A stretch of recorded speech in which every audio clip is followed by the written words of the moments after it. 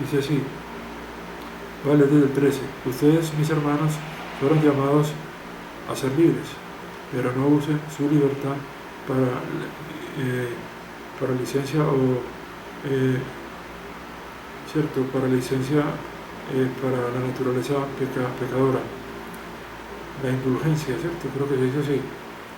Más bien, sírvanse unos a otros en amor. Y dice el verso 14 del capítulo 5, la ley entera, ¿cierto?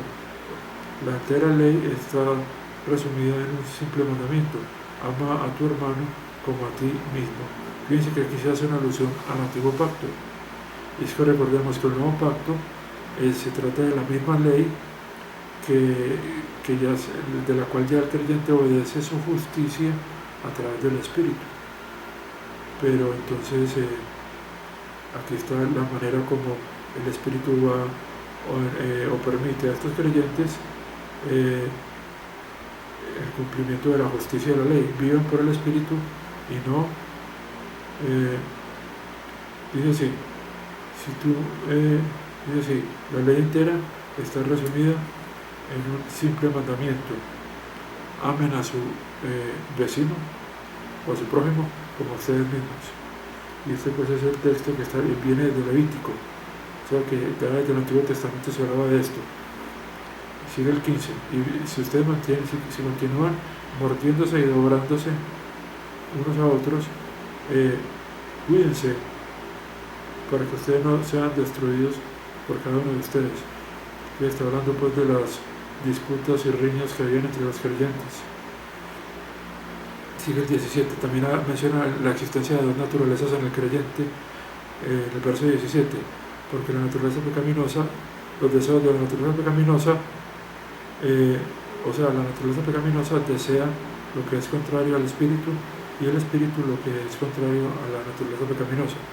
Ellos están en conflicto una con otra, para que ustedes no hagan lo que quieren. Pero si ustedes son guiados por el Espíritu, ustedes no están bajo la ley. Recordemos que los creyentes del nuevo pacto gentiles no se les dio la circuncisión y la obediencia a la ley, sino que se les dio 5 ordenanzas, más los preceptos que están contenidos en las cartas.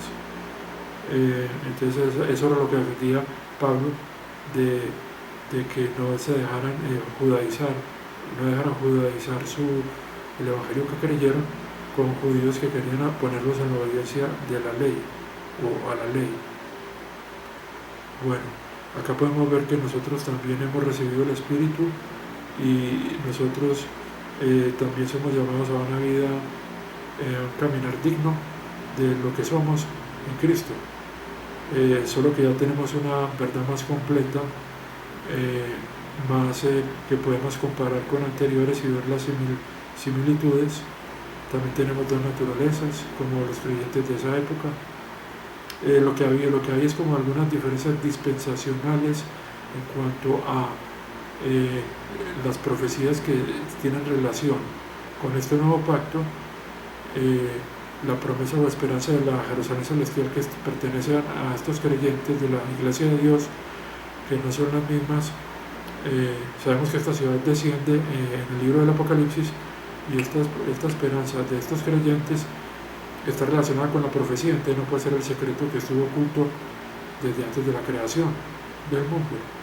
Entonces tenemos que establecer, no es que nosotros la dividamos, sino que las reconocemos porque ya están implícitas en la Escritura. Entonces, eso por el lado de la carta a los Gálatas.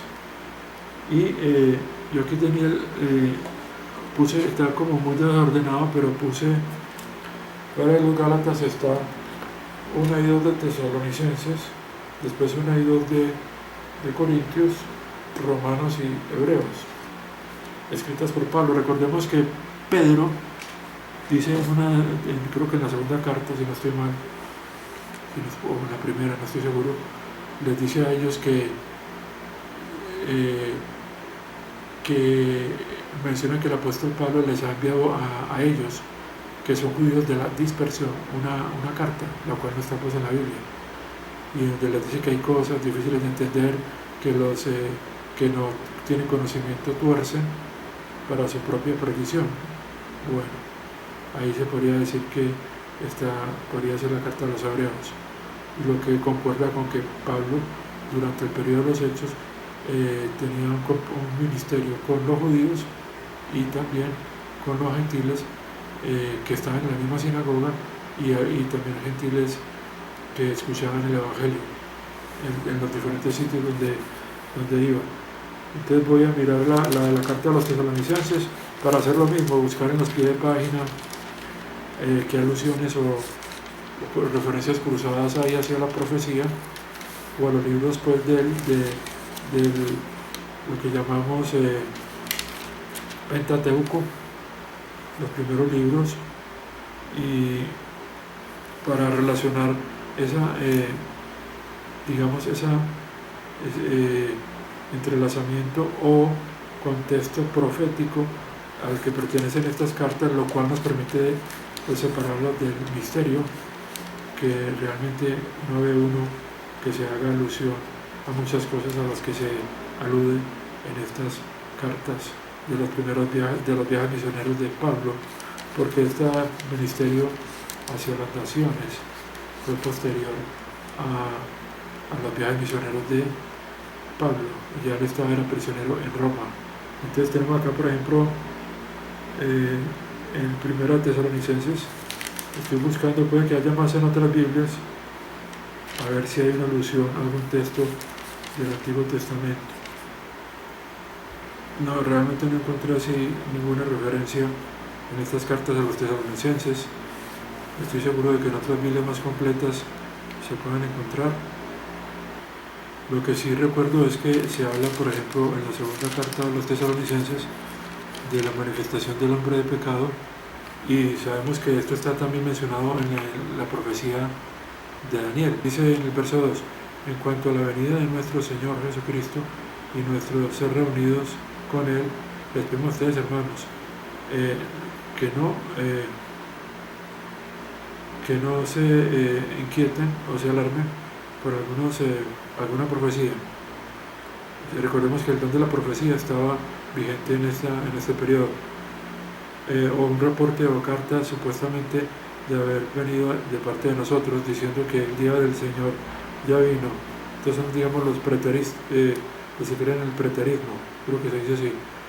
Verso 3: no dejen que nadie los engañe de ninguna manera, porque ese día no vendrá hasta que la rebelión ocurra y el hombre de pecado, y aquí se dice también, si el hombre de pecado sea revelado, el hombre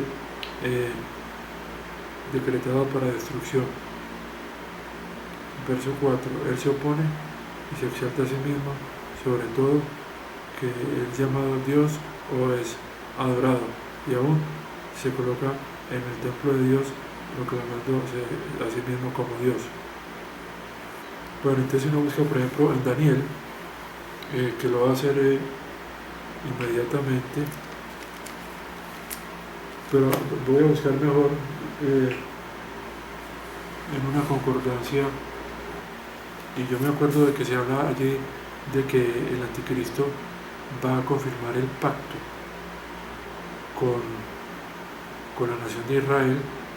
Entonces busqué, por ejemplo, la palabra pacto, y encuentro acá que dice, por ejemplo, en el 9:27, otra semana confirmará el pacto con muchos, y en el verso 11:28, y su corazón será contra el pacto santo.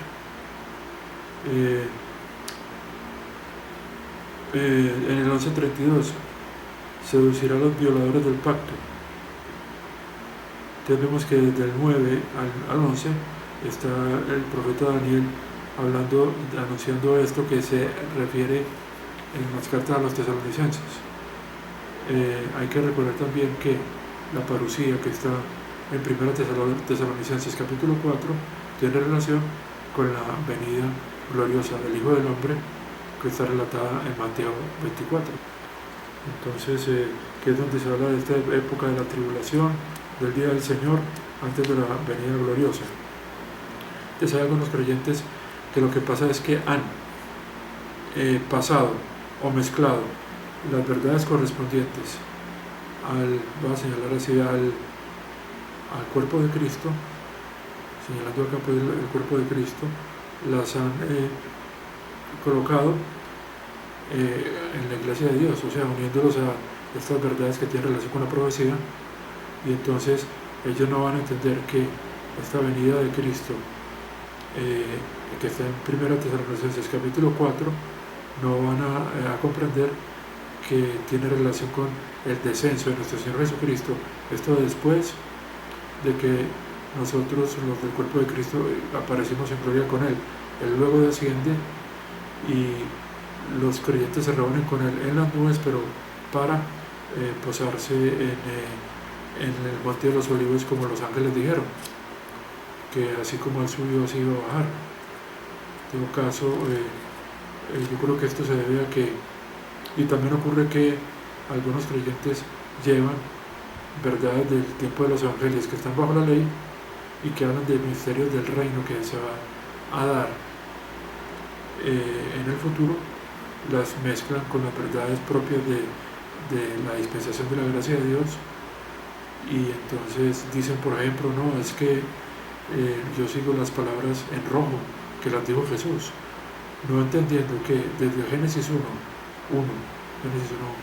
hasta el último verso de Revelaciones son palabras del Espíritu Santo, que es el mismo Dios como nuestro Señor Jesucristo. O sea que Jesús habla desde el Génesis 1:1, y entonces todas sus palabras son importantes, no solo las que Él dijo en su ministerio terrenal a la nación de Israel.